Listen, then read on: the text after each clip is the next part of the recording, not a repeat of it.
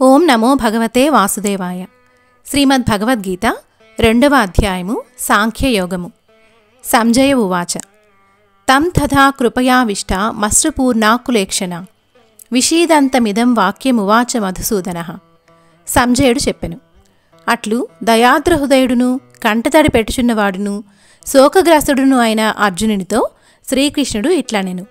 శ్రీ భగవానువాచ కుతస్త్వా కస్మలమిదం విషమే సముపస్థితం అనార్యజుష్టమస్వర్గమకీర్తికరమర్జున. శ్రీ భగవానుడు పలికెను, అర్జున, ఈ సంకట సమయమున పామరులు అవలంబించినదియు స్వర్గ ప్రతిబంధకమును అపకీర్తిదాయకమును అగు ఈ మోహము నీకెట్లు కలిగెను? ఇక్కడ శ్రీకృష్ణుడు అర్జునుడి భావాలను మోహము అని ఎందుకు అన్నారు అంటే, మామూలుగా ప్రేమ వేరు, మోహము వేరు.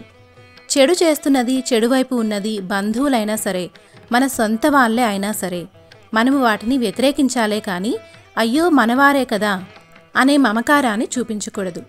అలా చూపిస్తే అది మోహమే అవుతుంది అని శ్రీకృష్ణుడి భావం. క్లైబ్యం మాస్మ గమః పార్థనైత త్వయ్యుపపద్యతే క్షుద్రం హృదయ దౌర్బల్యం త్యక్తోత్తిష్ట పరంతప. ఓ పార్థ, అధైర్యపడకుము, ఇది నీకు తగదు. శత్రుతాపన నీచమగు ఈ మనోదుర్బలత్వమును వదిలి యుద్ధమునర్ప సంసిద్ధుడువ కమ్ము, లెమ్ము.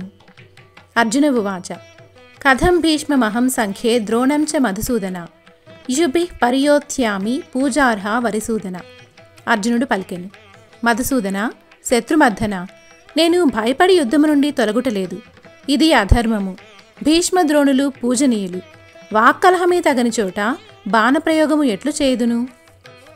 గురు నహత్వాహి మహానుభావాన్ శ్రేయో భోక్తుం భైక్ష్యమపీహ లోకే హత్వార్థ కామాంస్తు గురూనిహైవ భుంగ్నీయ భోగాన్ రుధిర ప్రదిగ్ధాన్. మహానుభావులగు గురుజనులను వధింపక ఈ లోకమున భిక్షాన్నమును భుజించుట మేలు. వారిని చంపినచో వారి రక్తముతో తడిసిన కామ్యార్థ భోగములను ఇహలోక మాత్రములను అనుభవించవలసి ఉండును. నచైతద్విద్మః కతరన్నో గరీయో యద్వా జయేమ యదివానో జయేయుః యానేవ హత్వా న జిజీవిషామః తే వస్థితాః ప్రముఖే ధార్తరాష్ట్రాః. భిక్షాటన, యుద్ధములలో ఏది శ్రేష్టమో తెలియటలేదు. పైగా యుద్ధములో మనకు జయము చేకూరునో దుర్యోధనాదులు జయించెదరో చెప్పలేము. ఎవరిని చంపి మనము జీవించకోరమో అట్టి ధృతరాష్ట్రుని కుమారులే మన కట్టెదుట నిలిచియున్నారు. కార్పణ్య దోషోపహత స్వభావః పృచ్ఛామి త్వాం ధర్మ సమ్మూఢచేతాః యచ్ఛ్రేయస్యాన్నిశ్చితం బ్రూహి తన్మే శిష్యస్తేహం సాధిమాం త్వాం ప్రపన్నం. కృపణత్వ దోషము సోకిన స్వభావుడనై ధర్మ సందేహంలో చిక్కిన మనస్సుతో నిన్ను అడుగుచున్నాను. నాకు ఏది శ్రేయస్కరమో నిశ్చయించి చెప్పుము. నేను నీకు శిష్యుడను, శరణాగతుడను. కర్తవ్యమును బోధించి నన్ను శాసింపుము. నహి ప్రపశ్యామి మమాపనుద్యాత్ యచ్చోకముచ్చోషణమింద్రియాణం అవాప్య భూమా వసపత్నమృద్ధం రాజ్యం సురానామపి చాధిపత్యం. శత్రురహితము సమృద్ధము అయిన భూలోక రాజ్యమును స్వర్గాధిపత్యమును పొందినను కూడా ఇంద్రియములను శోషింపచేయుచున్న ఈ దుఃఖము యొక్క నివారణోపాయమును కనుగొనజాలకున్నాను. సంజయ ఉవాచ ఏవముక్త్వా హృషీకేశం గుడాకేశః పరంతపః న యోత్స్య ఇతి గోవిందం ముక్త్వా తూష్ణీం బభూవః. సంజయుడు పలికెను, శత్రుతాపనుడగు అర్జునుడు శ్రీకృష్ణుడితో ఇట్లు చెప్పి మరియు నేను యుద్ధము చేయను అని పలికి మౌనము వహించెను. తమువాచ హృషీకేశః ప్రహసన్నివ భారత సేనయోరుభయోర్మధ్యే విషీదంతమిదం వచః. ధృతరాష్ట్ర, ఉభయ సేనల మధ్య విషన్నుడై నిలిచిన అర్జునుని అపహసించుచున్న వాని వలె శ్రీకృష్ణుడు ఇట్లు పలికెను. శ్రీ భగవానువాచ అశోచ్యా నస్వశోచస్త్వం ప్రజ్ఞావాదాంశ్చ భాషసే గతాసు నగతాసూంశ్చ నాను శోచంతి పండితాః. శ్రీకృష్ణ భగవానుడు పలికెను, నీవు శోకింప తగని వారిని గూర్చి శోకించుచున్నావు. ఇది పామరత్వము. మరియు బుద్ధిమంతుని వలె ధర్మపన్నములు వల్లించుచున్నావు. ఇది పాండిత్యము. ఆత్మజ్ఞానులు మరణించిన వారిని గురించి గాని జీవించియున్న వారిని గురించి గాని దుఃఖింపరు. నత్వేవాహం జాతునాశం నత్వం నేమే జనాధిపాః నచైవ న భవిష్యామః సర్వే వయమతః పరం. నేను నీవు ఈ రాజులు ఒకప్పుడు లేకుంటివనుటగాని మున్ముందు ఉండవనుటగాని సత్యము కాదు.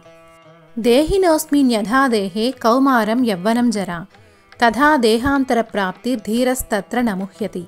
జీవునకు ఈ దేహమున బాల్య యౌవన వార్ధక్యములు కలుగుచున్నట్లు మరణానంతరము మరి ఒక దేహము ప్రాప్తించుచున్నది. కావున జ్ఞానులు ఈ విషయమునకు శోకింపరు. మాత్రా స్పర్శాస్తు కౌంతేయ శీతోష్ణ సుఖదుఃఖదాః ఆగమాపాయినో నిత్యాస్తాం స్థితిక్షస్వ భారత.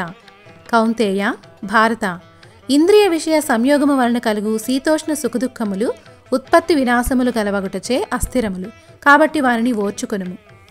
అంటే శరీరానికి చలి వేడి లాంటి శీతోష్ణములు ఎంత సహజమో, మనసుకి ఇంద్రియాల వల్ల కలిగే భావోద్వేగాలు అంటే సుఖదుఖాలు కూడా అంతే సహజము. ఇవి ఏవీ కూడా స్థిరంగా ఉండవు, మారుతూనే ఉంటాయి.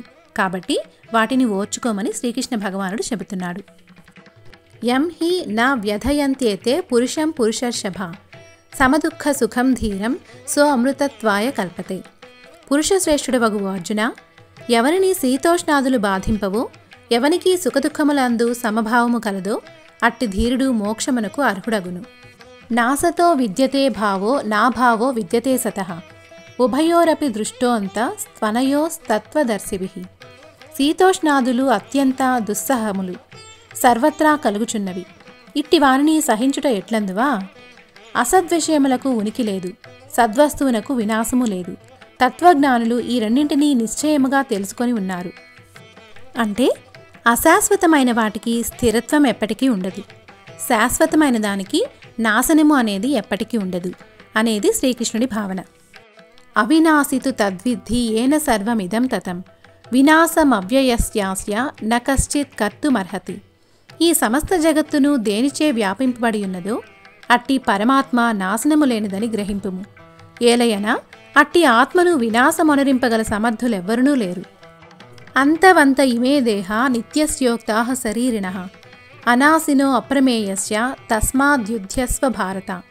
ఓ అర్జున, ఆత్మ నిత్యుడు, అవినాశి, ప్రత్యక్షానుపమానోప శబ్దాది ప్రమాణములకు అతీతుడు. కానీ ఈ ఆత్మ ధరించు శరీరములన్నీ వినాశశీలములుగా చెప్పబడిన, కాబట్టి యుద్ధమొనర్పము. అంటే ఇందాక చెప్పుకున్నట్లు ఆత్మ అనేది శాశ్వతమైనది కాబట్టి దానికి నాశనము ఉండదు. శరీరములన్నీ కూడా అశాశ్వతమైనవి కాబట్టి వాటికి ఖచ్చితంగా ఏదో ఒక రోజు నాశనము అనేది ఉంటుంది అనేది శ్రీకృష్ణుడి భావన.